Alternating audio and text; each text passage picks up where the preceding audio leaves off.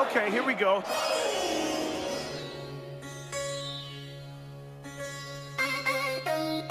Time for the Planet Mikey podcast.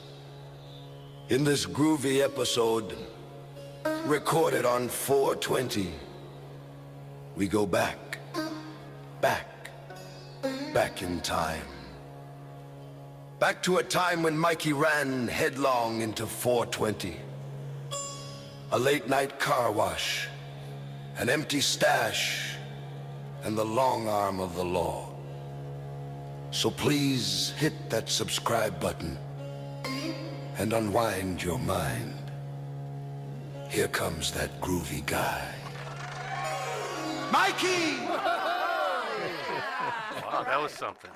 That was cosmic, dude. Wow, that was like That something was so far out. like 420, man. I mean, I was like, wow, that is so way out there, dude. You know, I could go back in time with it if I had some kind of special substance I could use. So maybe some mescaline. No, you think?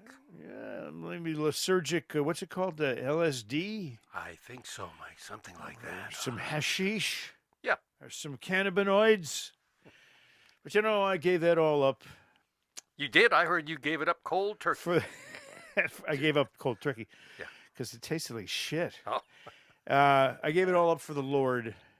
By the way, everybody says, you know, you shouldn't do this, you shouldn't do that. I say, the Lord made these things. The Lord created all these cannabinoids. And the Lord does not make mistakes. And, you know, good thing I'm a card-carrying medical guy. Because I have back pain, I have sleep issues, I have attention deficit disorder. Wow. Then I also have attention deficit disorder.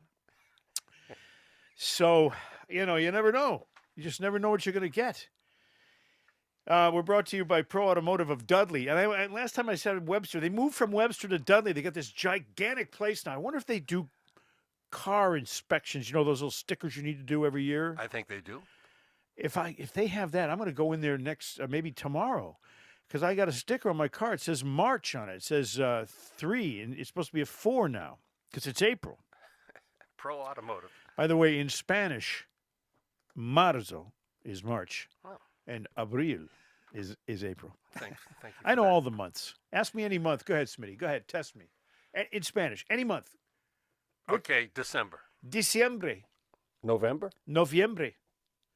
So that's it. I see how that works. No, well, no, this is September. Septiembre. There's enero, febrero, marzo. There's abril, mayo, Cinco de Mayo, junio, julio, agosto, septiembre, octubre, noviembre, y diciembre. See?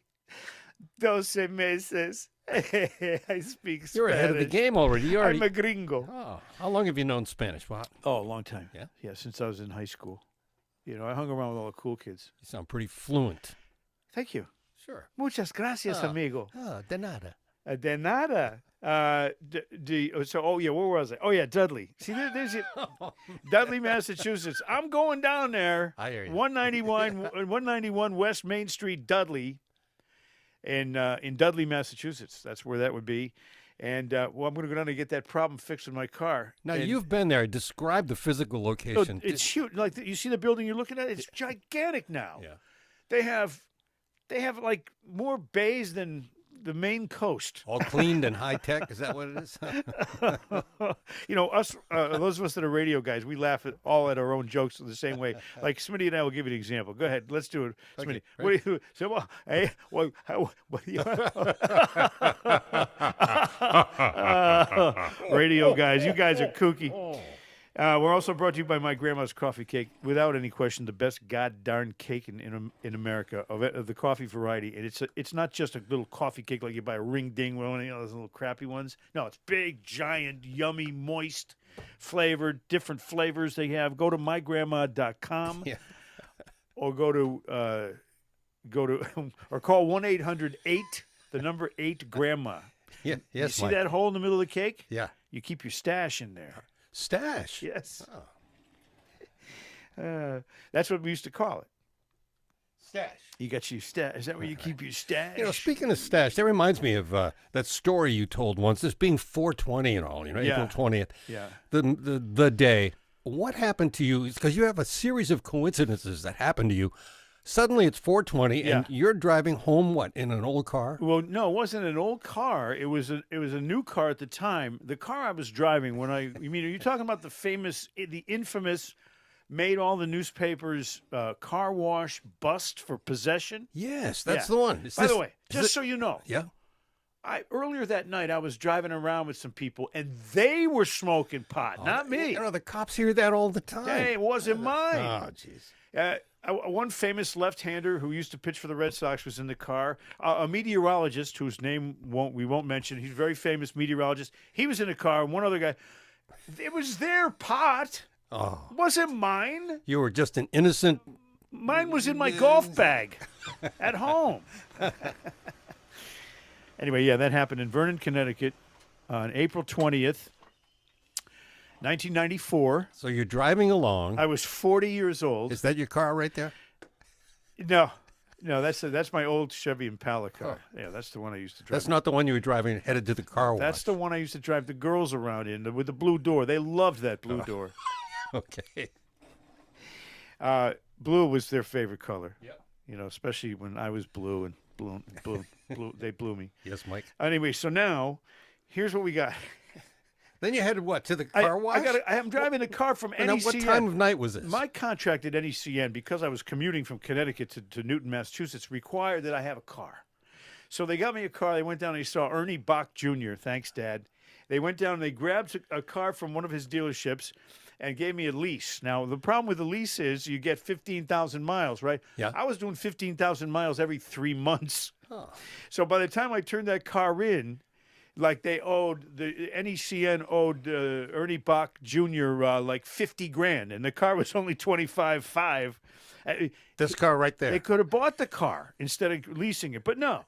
So I'm at the car. I pull into the car wash because it was a mess. I needed to vacuum it, and it's 1 o'clock in the morning. I'm just getting back from Boston. Why'd you go at night, though? Well, because that's when I went by the car wash on my way home. I got home 1, 2 in the morning every night. Is that the place? No, it's not. It wasn't nearly that nice. Oh. It's called Mr. Sparkle Car Wash. It's in Vernon, Connecticut on Route 83. So I'm almost home. I said, I'm going to vacuum the car. There's no one there at 2 a.m. Yeah. I pull in. I got the quarters. I'm putting them in the machine,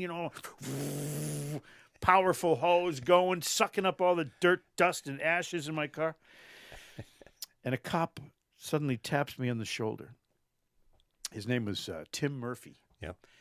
Taps me on the shoulder. He goes, "What are you doing?" And I got the hose going. I'm so loud. I go, "Oh, jeez, what am I doing?" So I touched his shirt with the vacuum. I go, "What am I doing?" I put it on his shirt. I said, "I'm vacuuming my car. Can't you hear the time?" He goes, "Oh, stand back over there." He shines the flashlight in the car. In the back seat was this baggie sticking out of the seat. It had a really shitty amount of weed in it. Wait a minute. I think we have a picture of that. You might be lying to us. No, never. Yeah, there it is. There's Tim. Is that Murphy? That's all he found. A little tiny bit was in the back seat. So okay, now I'm handcuffed. I thought he was kidding. Are you serious? No, he was very serious. He takes me in. And, of course, this was at 2 o'clock in the morning. So I had to call some people to get me out of jail over this little stupid amount of, come on.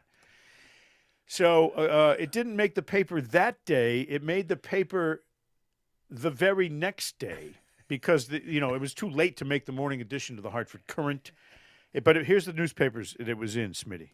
Okay. Sportscaster busted, Hartford Courant, Manchester's Journal Inquirer, the Springfield paper, Worcester Gazette, whatever it's called, Boston Herald, Boston Globe, and USA Today. Now, why was it in USA Today? I don't know. They had this state by state on the back page of USA Today. It said, Denver, Colorado, a mountain goat gets hit by a truck. Every state had a little story. So it said, Connecticut, sportscaster arrested. Oh, in USA Today? Now the whole country knows about it. And it really defrocked my meteorological rise to stardom, it changed the trajectory of my entire career. Murph. So it's in all those newspapers. Now I got to answer to the NECN brass. Oh, well, what's all this about? Anyway, it's a long story. But that was 4/20, April 20th, ironically, April 20th, 1994, in Vernon, Connecticut. Of course, the charges were dropped because I had A, first offender status. Secondly, it wasn't even mine. All the kids say that. It's not mine, officer. I don't know where they came from. But as you know, my favorite expression is, so what? And I'm going to say that right now in relation to this now 32-year-old story about what happened to me at the frickin' car wash in Connecticut. Do you have anything to say to Murph? Hold on. Tim Murphy? There he is. Yeah. There is. Yeah, so what? That's the little bag he found in the back seat. What? Is that it? It was probably the highlight of his career. He got a big nab there. It certainly was one of mine. Now, if you want to be a podcast listener and do it right, and this is what we're asking you to do when you go to YouTube, subscribe to the Planet Mikey podcast. And I've said this, Smitty, on the air how many times? At least 100. It doesn't even matter if you don't listen to every episode. That's not the problem. We need subscribers in order to break into the paid realm of, influencers. So we're like under the influencers. We're hoping you'll vote for us. Is that what you're saying? Just please do this. Yeah. Go on YouTube. Next time you're on YouTube, Planet Mikey, just subscribe. And if you don't watch one episode, I'll still be okay with it. Mikey, does it cost anything to subscribe? No. Not even a damn penny. Nothing. And by the way, they've stopped making pennies. So where was I? Oh, yeah.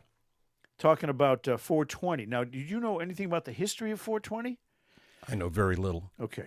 But see, it's funny because it's coincidentally my handle. I have at Planet Mikey on Twitter. That's the show handle.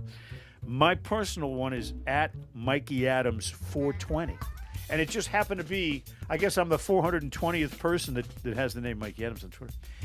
So that's where you'll find me. What was I going to talk about? Oh yeah,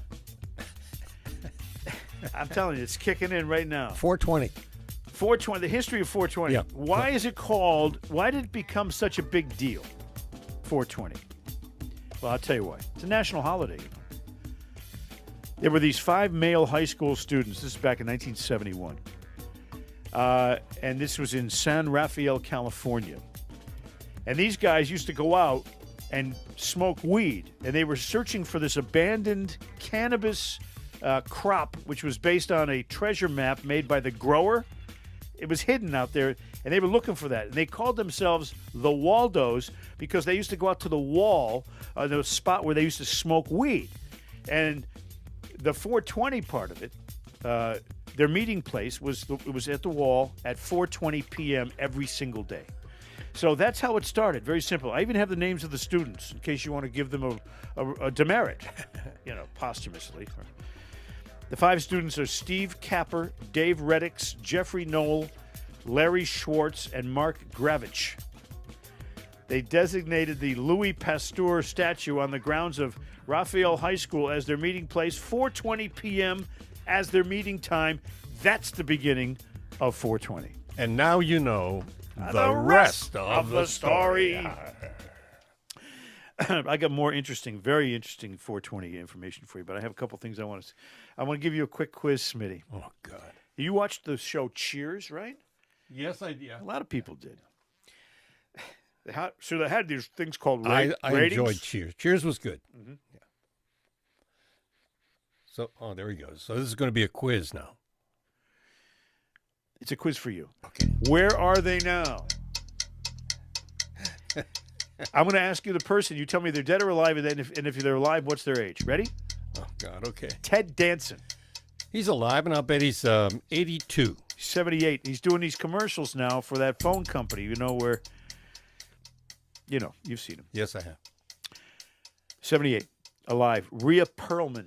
She's alive. How old? I would say that Rhea Perlman is probably a little bit older than Ted Danson. She's 76. How about She's that? 2 years younger. Wow. And she was epically unattractive to me. She wasn't my cup of tea. She had a personality. John Ratzenberger. He's alive. He's working with Disney, and I'll bet he's 91. He's 77. Oh, Kelsey Grammer. How old is Kelsey Grammer? he's doing well. Probably 78. He's 70. Now, Woody Harrelson. He's the youngster in the crowd. How old is Woody Harrelson? 53. 64. Do you know his father was involved in the Kennedy assassination? I keep hearing those rumors. Google Charles Harrelson. You'll find all about him. He was one of those 3 hobos arrested in Dealey Plaza. Wow. Shelley Long. I say Shelley Long is still alive, and she's 71. 76. See, this you got none right so far. I'm not that far away from you, Mike. I'll come over there and slap you. I will. I'll do it right now. Okay, George Wendt. He just died. He's dead. Yep. And he was, I'm going to guess, Died last year. 73. 76. He died last year. Kirstie Alley. I think she's dead. She's dead yes. too. 57. She was 71 when she died in 2022, Kirstie Alley. And no one knows this. Please don't tell anybody. Of course, she'll never tell now. I took Kirstie in the alley with Sally. And I didn't dilly-dally. It was quite a rally. All right, enough about the Cheers. But see, it's good to know that most of them are alive. Yes. And That's the end of the quiz. not George. George went. They wanted him to stay, but he went. All right, I'm sorry. Now, a couple of other things I have that are not related to 420. Oh, there's more? Yeah. First of all, I've really gone off on this the people that are running the Commonwealth of Massachusetts. First of all, they're all women, which is not a bad thing necessarily. But if they're all women and they're all assholes, then you got a problem. Maura Healey, for example, okay? She had the cocaine guy, right, shipping cocaine to their office in Springfield. Remember that? I do. Remember that she's only hiring former lesbian lovers in her cabinet? You remember that. Looks that way. And so she's kind of sold out a little bit to Dunkin' Donuts, too, commercially. I'm not sure if that's for, people donating to her campaign or what is that? Do you think? I don't Maybe. know You know why donuts have holes in them, right? Why, Mike? To keep the crawlers happy. Maura Healey did the whole $2 billion thing for illegal shelters, illegal aliens in Massachusetts shelters. So her track record right now, not that great. But now her approval rating is high. No one can figure that out. Now she's got this thing about free phone calls for inmates. Now, it costs a lot of money, to be precise, $22.5 million budgeted into the state budget in order to accommodate inmates so they can make unlimited phone calls and go online and do communicate with the outside world, something that when they're being punished for crimes they shouldn't be allowed to do, at least not with costly regularity to the taxpayer. Let's say there's a gang leader and he's in jail and he's got a phone. You think he could still run the gang? Exactly. You got it. You hit the nail right on the head, Smitty. Thanks, man. So anyway, Maura Healey, I give her an F+. I would give her an F, but I'm a nice guy. Maine is fucked up. I don't know if you have noticed what's going on in Maine. John Featherston has noticed, one of our former guests on the podcast. Yep. Very smart guy. Good guy. He's active in Maine now, and in the Maine Wire, he's doing some work for them investigating. With Steve Robinson, who's doing some great work. Tremendous. Yep.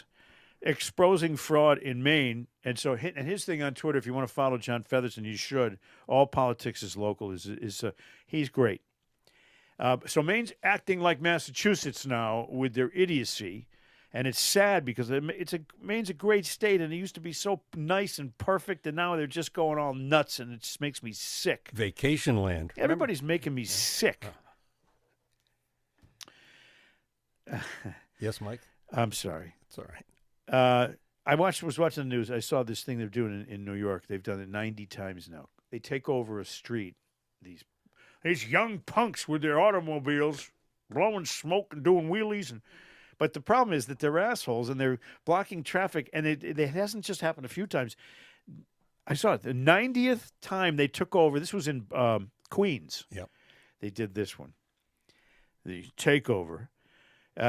Guess how many people were arrested? Let me guess. So it's a mob of kids. How many Mob kids of would you say? And, just a whole bunch of hundreds of kids Hundreds, watching these okay. cars going around, and I bet 3 got arrested. none.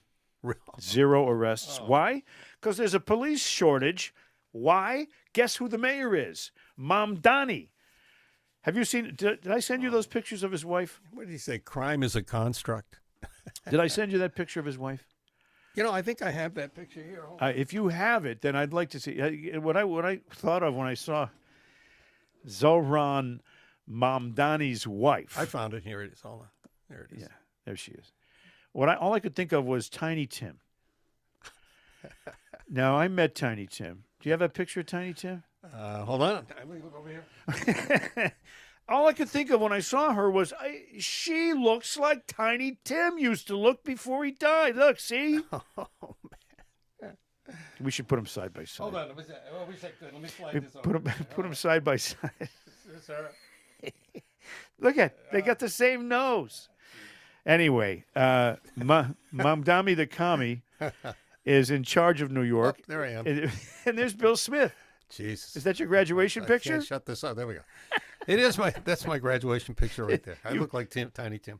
Yeah, so in my yearbook it said, Mike Adams, class of this, track, baseball, student council, and then it said, so what? Oh.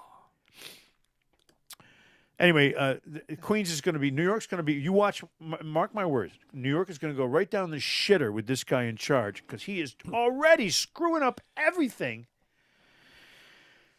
We got the same thing going on here. We got a mayor that's an asshole.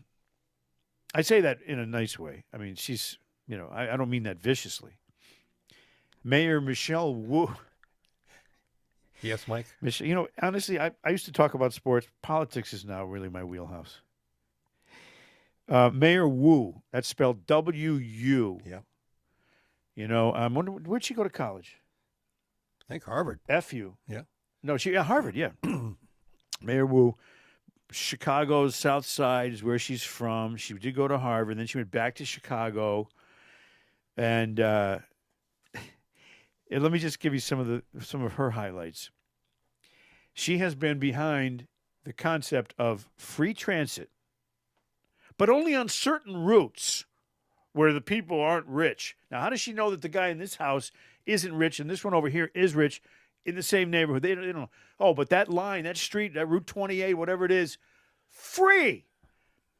While the MBTA operates at a deficit every single year, she's given free rides to people. I'll tell you, she is so theoretically involved with Ayanna Pressley and Maura Healey and Elizabeth Warren and all these daft chicks that are running our city and our state. Chicks. All right, I'm sorry. I shouldn't call them chicks. They're broads. Oh, man. Fucking broads. Which is nice. It used to be an affectionate term for women. Broads. Yeah. That's right.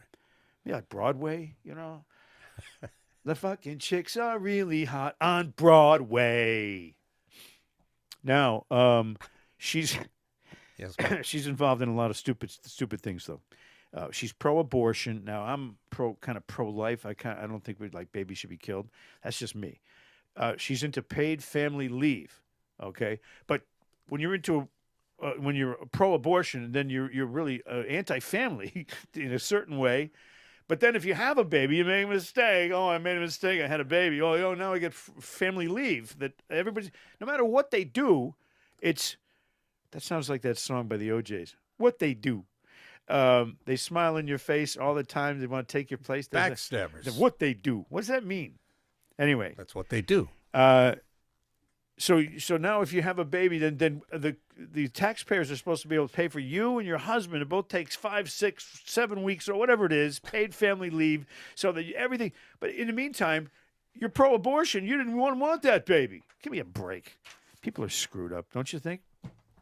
She was all in favor of police reform. She's a liberal, lunatic lefty.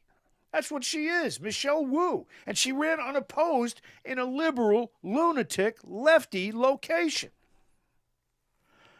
She was into the Green Deal. No, let's do. So you got Green Deal, paid family leave, police reform, pro-abortion, and free buses. Does that sound like Mondami? Yeah, it does. We got the same thing going in Boston, and it's awful. As a city councilor, she called for reforming the procurement process for city contracts in order to ensure that businesses owned by non-whites, women, and city residents are given, quote, a fair shot at winning contracts. Like, the unheard of is giving the people a shot at the contract that know how to do the job, under budget and on time. No, they want to give a fair shot. If you're non-white, it's like, that's racist. She also called for the city to provide assistance for non-white entrepreneurs, as well as support for small neighborhood businesses. In December 2017, the Boston City Council, of which she was a member, passed the Ordinance on Equity and Opportunity for City Contracting addendum. Wu and fellow city councilor Ayanna Mrs. Potato Head Presley authored the op-ed published in the Dorchester Reporter, which hailed the ordinance and argued the city needed to continue to create pipelines for local residents and businesses owned by women and people of color. Sexist and racist. Am I getting to you here, Smitty? A little bit. I was watching Ayanna talk about reparations. We should have them now. Oh, shit. I don't know anybody that is a slave or anybody that owns a slave. No, but she's gotten $13 million richer in the last 4 years based on her political connections. Oh, well, I don't know how that scam works.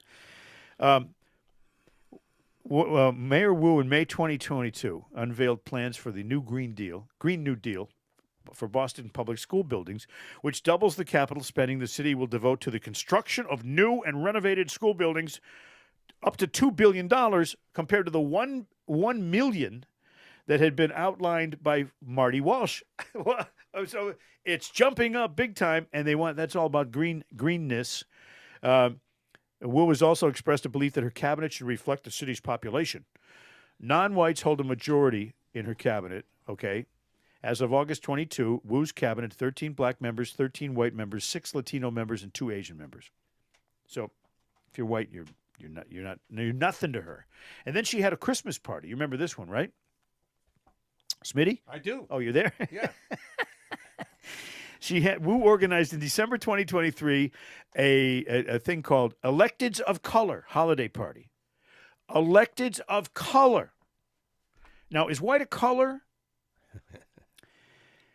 You're pissed because you got left out. Well, I wanted to get the You free didn't shit. get invited. I wanted the free shit. It's an affinity group event which excluded white members of the city council. Now, that's just... It's like what Woolworths did at the lunch counter. It excluded a certain complete race. Yeah. Council member Frank Baker called the event divisive or divisive. I call it divisive. And inflammatory. Wu never apologized for that. No. That was her Christmas party for non-whites. And I got to say it right now. She's an asshole. And so is Ayanna Presley. And so is Liz Fake Indian. And Healy. They're all just a bunch of assholes. Oh. And, and I'm sorry. I'm telling you like it is. I got to. I can't hold back any longer. It's making me sick. In 2022 of May, Boston awarded a $17 million contract to a company called City Fresh Foods. $17 million contract awarded a local black-owned business, which nothing wrong with that, to be a vendor for Boston city schools. All the schools in Boston get their food from this, and there was a contract that said, we can't ever consider even giving that to anybody but this company because... Is there anything worse than being woke and stupid? Is there any combo platter that's worse than that, Smitty? They think being woke is cool and that it's the right way to be. God. Look at you, Mike. I don't always hit stupid people in the face. Got anything else? But when I do, it's with my schlong. Oh, boy. I'm sorry. Yeah. I've lost it. I'm a little bit crazy today, but that's because these things get to me, and then I got to take more nicotine. Is that why you sent me this picture? Yep, that's where they belong. But Ayanna Presley's not in that picture, but there they are. There they are. That's the reason your state is starting to really suck. And I love Massachusetts. My ancestors, came over in the Mayflower. They've been here a long time. Mm-hmm. My grandfather went to Boston Latin. My father went to Northeastern. I got all kinds of connections to this city. I'm a lifelong Red Sox fan. I got all kinds of things. But when you talk politics and stupidity and gerrymandering and Democratic Party domination of what should be a two-party system in this state, just so that one side could watch the other side and where's the money going, they won't even allow the audit, which was voted for by 72% of the Massachusetts residents. So it's not the people that are stupid. It's the government that's stupid. There, I've said it. I'm done. Okay? Done. Jesus, you said you weren't going to talk politics anymore, know, but now you know look what? at. I get wound Oh, up. my And God. it's just such a shame. And if people would just vote properly and stop voting for all these tools, it's just getting to me. Anyway, okay. Back to 420. What else you got there, Mike? Back to 420.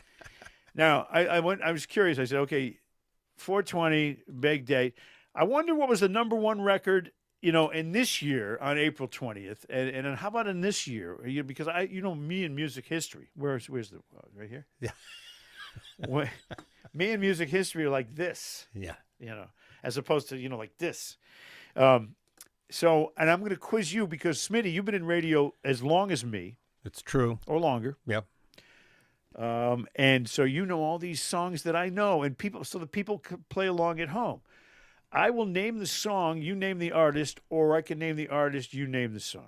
Either way. You ready? Go ahead. We're going back. I'm not good at this. Well, yes, you are. Going back to 1964. Hold on. Do it right.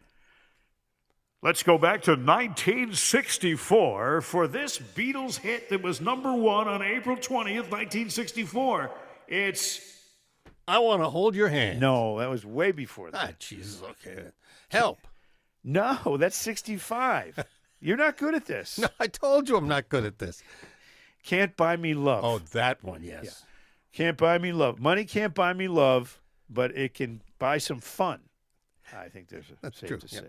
That was number one April 20. Okay. 4/20, 1964. Next year was 1965. Go ahead. The Game of Love. Who did it? Wayne Fontana and the Mindbenders. Yes. Very good. See, you're 1 for 2. Wayne Fontana and the Mindbenders. I wonder if Wayne Fontana is still alive and if anybody gives a rat's ass that he had a hit record. 1966. This number one April 20th song was done by the Young Rascals. Good Lovin'. Good Lovin'.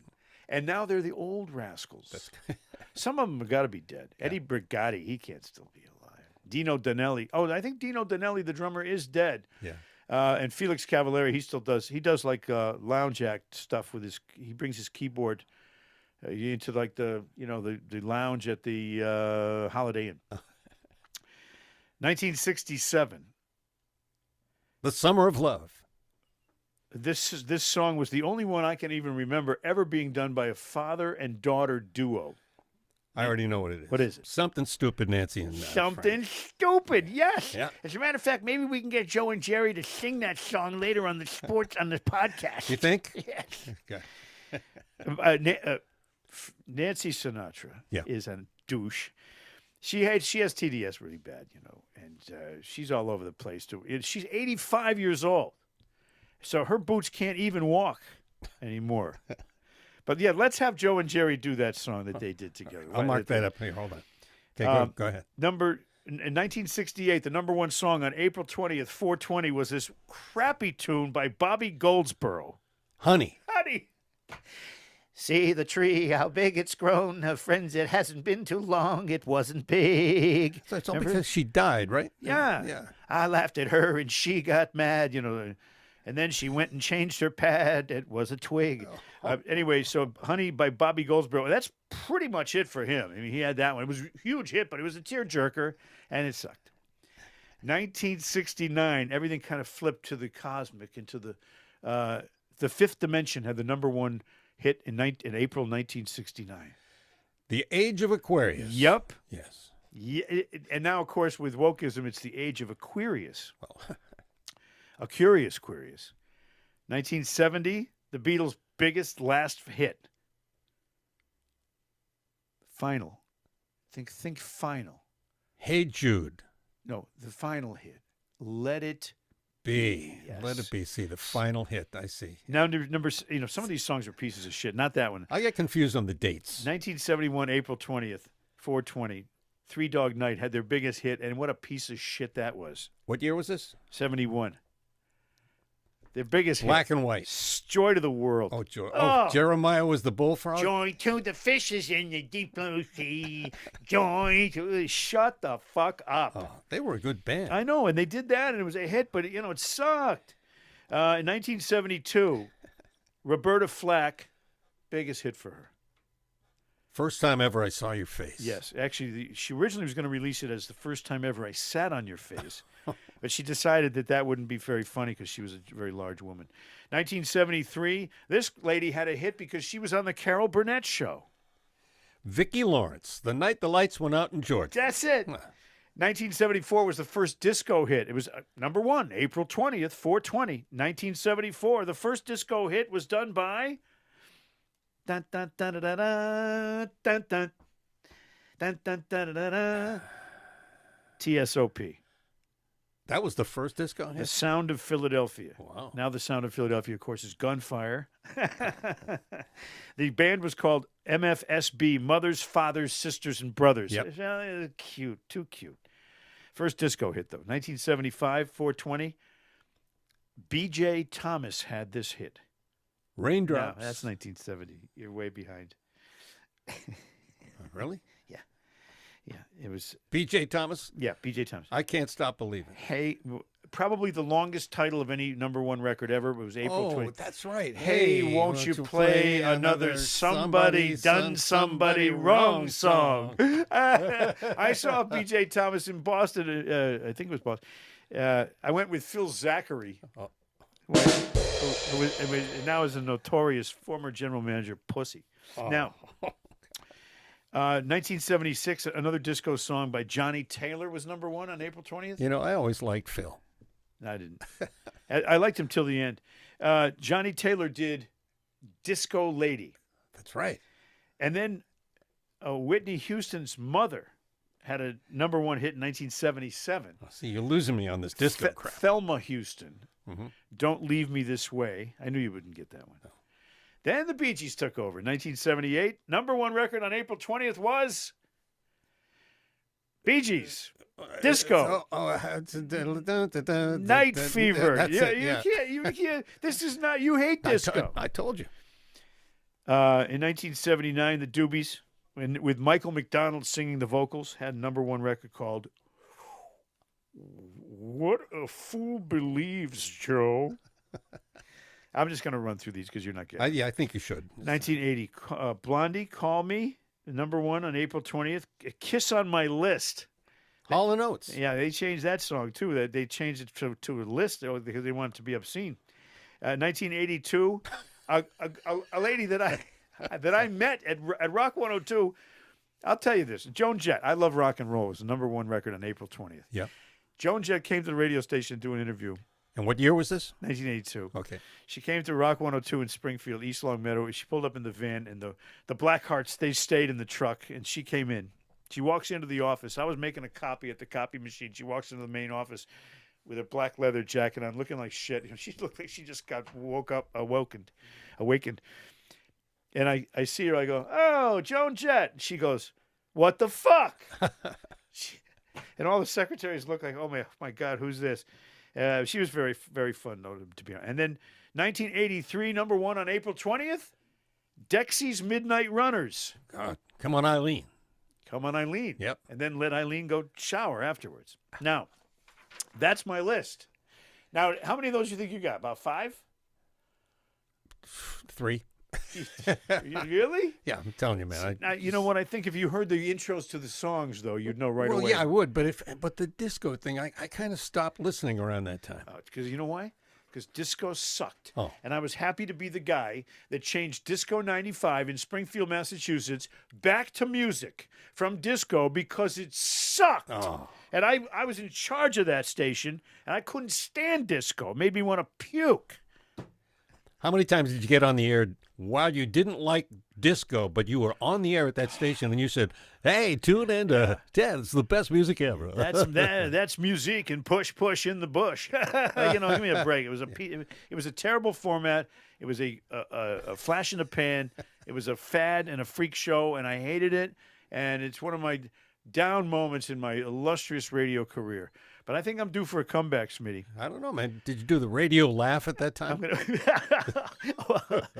couple of radio guys just having a hoot back here behind the microphones. No, I didn't do that at all. I never did that. So anyway, just to finish. So what was that song? What was that song that Joe and Jerry were going to do? I don't know. Oh, yes. I remember now. Something Stupid. Oh, something stupid. By That's the Sinatras. Can we do that, Joe and Jerry? Oh, sad Mike.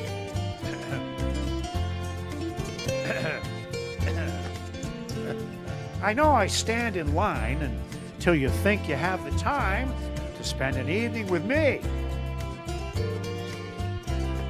And if we go someplace to dance, I know that there's a chance I'll lose my pants with me. And afterwards, we drop into a quiet little place and have a drink or two. And then I go and spoil it all by saying something stupid like, "Fuck you." I can see it in your eyes that you despise the same old lies you heard the night before. And though it's just a line to you, for me it's true, and I've never even seen a whore. I practice every day to find some clever lines to say to make the meaning come through. And then I wait till the evening gets late and check my underwear for all that pee and poo. Oh, man. The time is right. Your perfume fills my head. The stars get red and, oh, the night's so blue. And then I go and spoil it all by saying something stupid like, "Fuck you." Thank you, everybody. Have a good night.